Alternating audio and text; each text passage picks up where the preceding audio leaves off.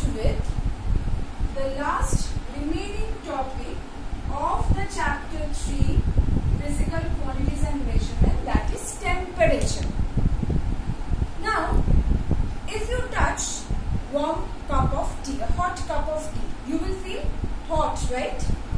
And if you touch ice cube, you will feel cold, right? You won't feel this, you don't have the same sensation if you touch both of them, right? Again, a hot cup of tea and the sun. Which one is hotter? Obviously the sun. That means there is some physical quantity, which measures the degree of hotness or coldness of our body.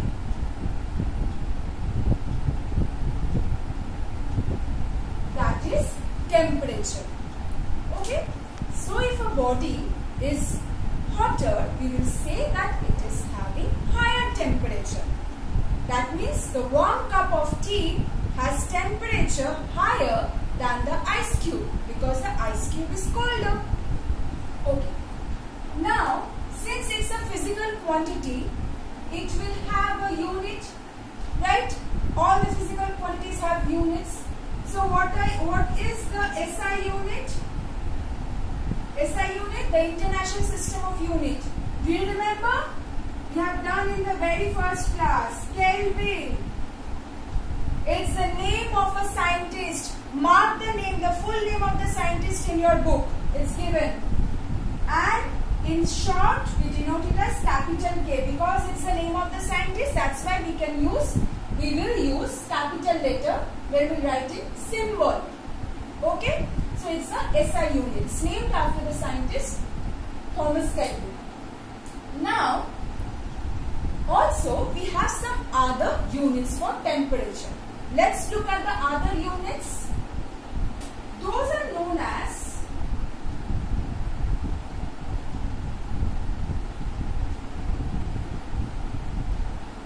one is Celsius.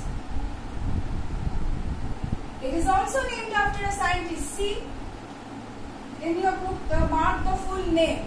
And Fahrenheit. Fahrenheit. Now, how do we write temperatures in these three? These three are known as the scales of temperature. What are these called? Scales, or these are units and also the scales of temperature. Now,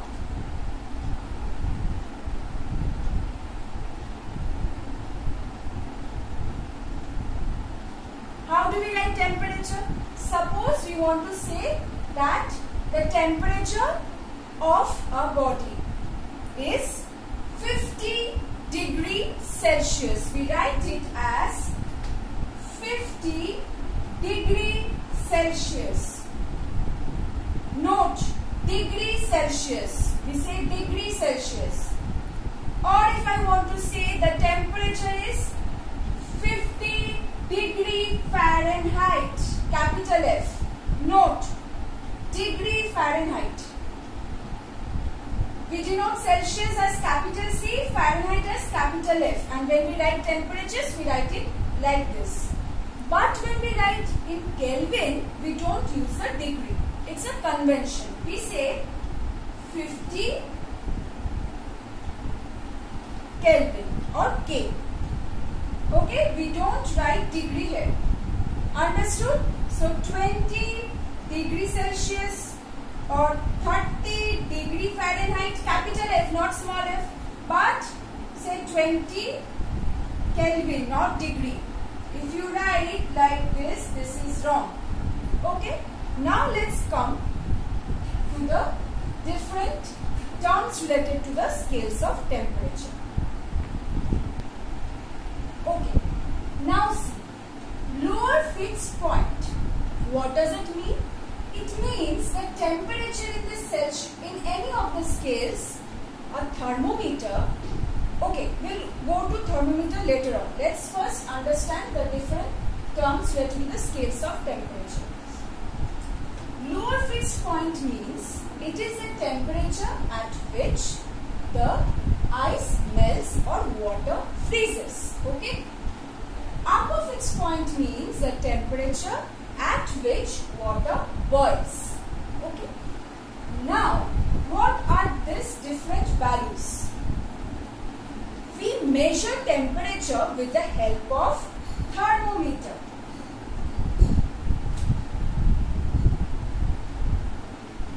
Thermometer is the device used to measure temperature.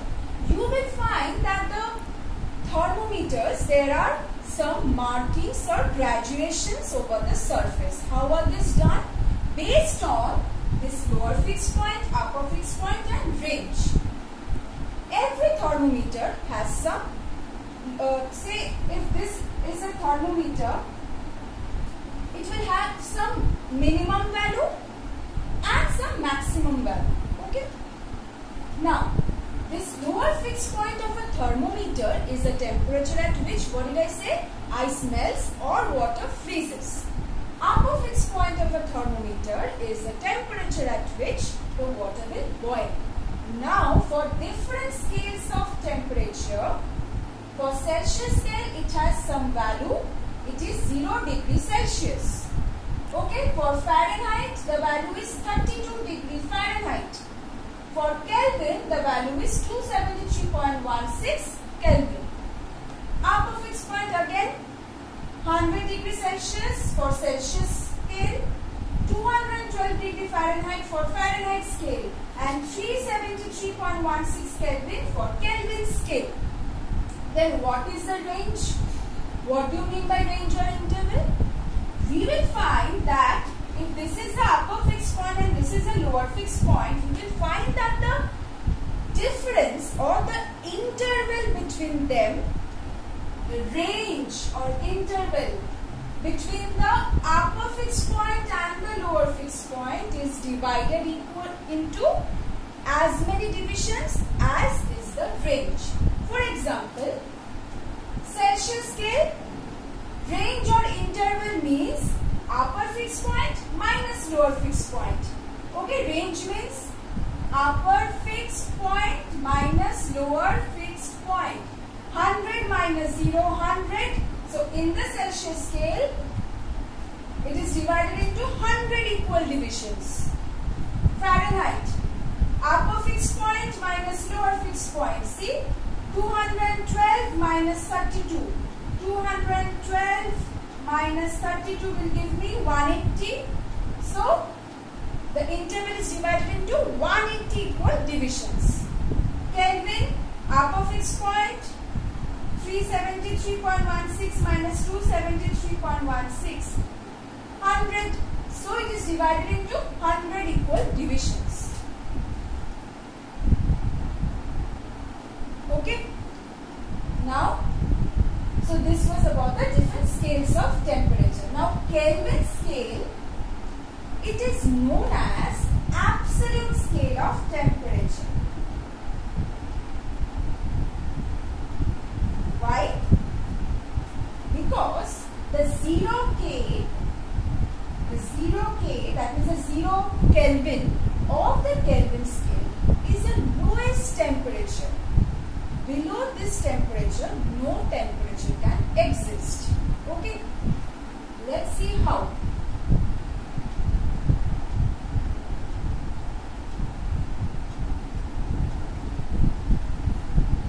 It is found that the lowest possible temperature which can exist is 273.16 degrees Celsius. Okay.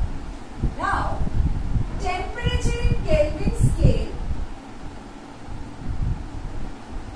or say temperature in the Celsius scale, I can convert this to temperature in Kelvin scale by adding 273.16. Right? That means if I have to convert this to this, what will I do? Minus 273.16. That means, see,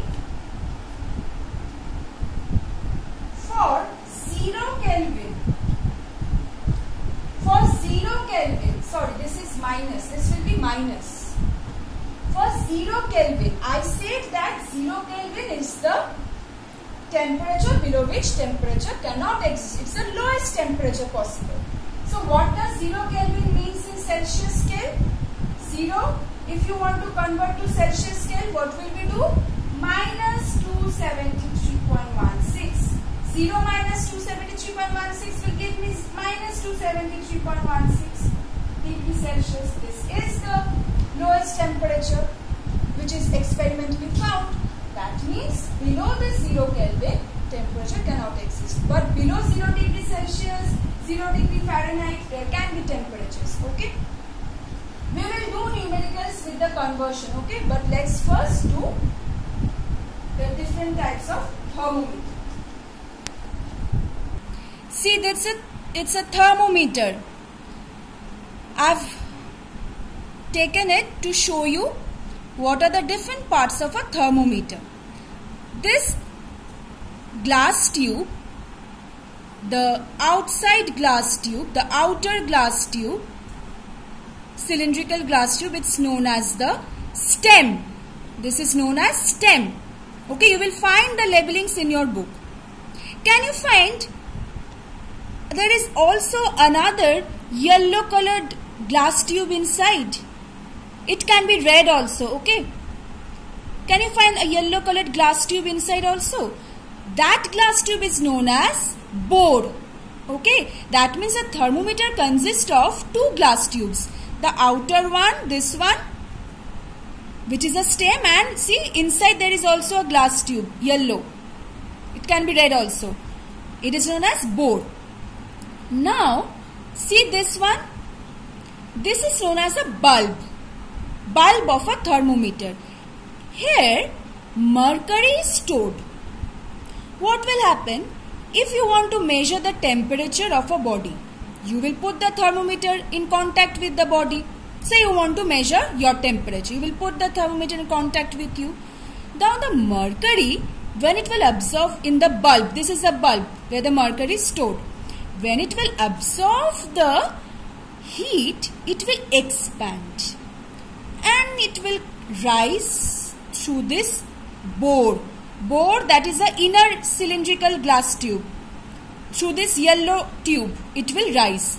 And we will find the mercury is silver in color, and due to its shining texture, its shining color, we will be able to see the mercury where it is showing the reading.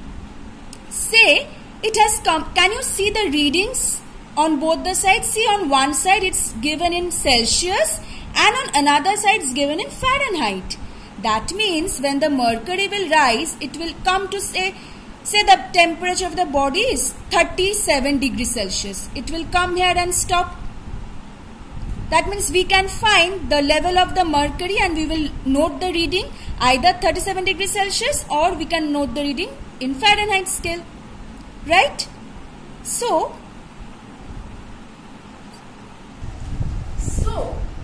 we use mercury, not water. Why? Because water is transparent. We won't be able to read the readings, right? But mercury, as it is opaque, we will be able to read it clearly, and as it is shining also, silver shining, that's why. Okay, so these are the different parts of a thermometer. Now a thermometer can be of two types.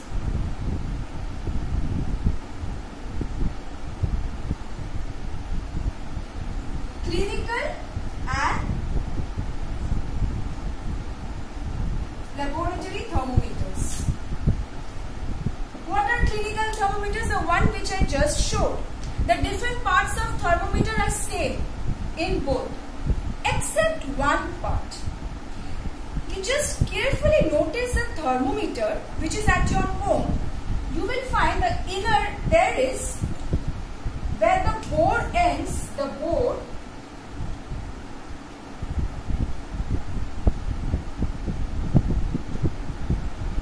There is a kink-like structure. Why? Because when you take the thermometer out of the patient's mouth, so that the mercury if it cools down, if there is no kink here, what will happen? It will easily come down back to the bulb. So that it don't happen, there is a kink in the clinical thermometer. But in the lab thermometers, there is no kink present. There is kink, there is no kink. Clinical thermometers are used for measuring the temperatures of human body. Lab thermometers for scientific purposes. We have to separate thermometers because human body, there is a certain range of temperature above which if temperature cannot exist. Okay, it's not possible. So, but in scientific purposes, it is we need to use thermometers of different ranges. Now, a standard lab thermometer. This is a range of lab thermometers. That means it can measure -20 to 110 degrees Celsius. That means the lower fixed point is -20 degrees Celsius. Upper fixed point 110 degrees Celsius. Clinical lower fixed point 35 degrees Celsius or 95 degree Fahrenheit, because you will find that on both sides of the readings are there on the surface of the stem. You will find the readings on inside this. You will find you can read the readings from the stem. So you will find that on both sides, one side Celsius, another side Fahrenheit given. So either 35 degrees Celsius or 95 degree Fahrenheit. This is the lower fixed point. I am writing in short. Upper fixed point 42 degrees Celsius or 108 degree Fahrenheit. That's because human body temperature cannot exceed above certain value. What is the normal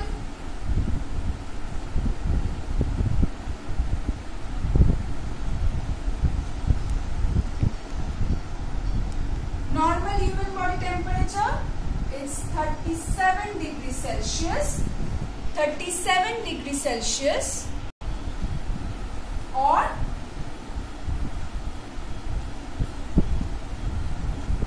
that means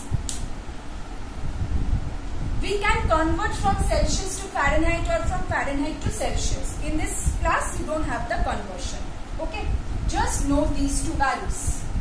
Very important.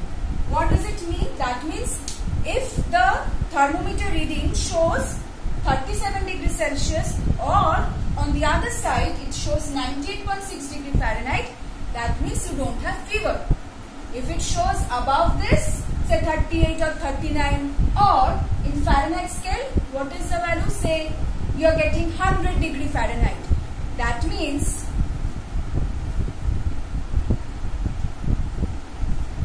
if suppose you find while measuring your temperature it is showing 100 degree Fahrenheit, this is greater than this, right? That means you will be having fever then, right? And this is a normal temperature. Under normal conditions we have this temperature. Okay. Now this was about the thermometers. Okay. Now you have numericals, small numericals from conversions between Celsius and Kelvin only. Let's first do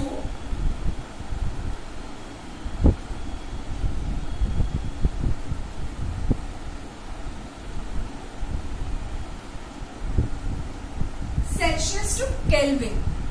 What did I say? If I have to convert from Celsius to Kelvin, what will I do? I will add 273.16. So if I have 0 degree Celsius, what will be the value in Kelvin scale? 0 plus 273.16 will give me 273.16 K, not degree K. See another example in your book. 10 degrees Celsius. That means 10 plus 273.16. We are adding 10 plus 273.16. That means 283.616 Kelvin. Not 16, 16, sorry. Minus 20 degrees Celsius. Again same thing, we will add plus 273, that means add 273.16. Now minus 20 plus 273.16, that means 273.16 minus 20. 253.16K. I hope you know how we do this type of addition. Minus this plus this. So what will we do? We will just subtract this and we will put the sign which is in front of the bigger number. Bigger number has plus, so this will be plus. Now let's do some conversions from Kelvin to Celsius.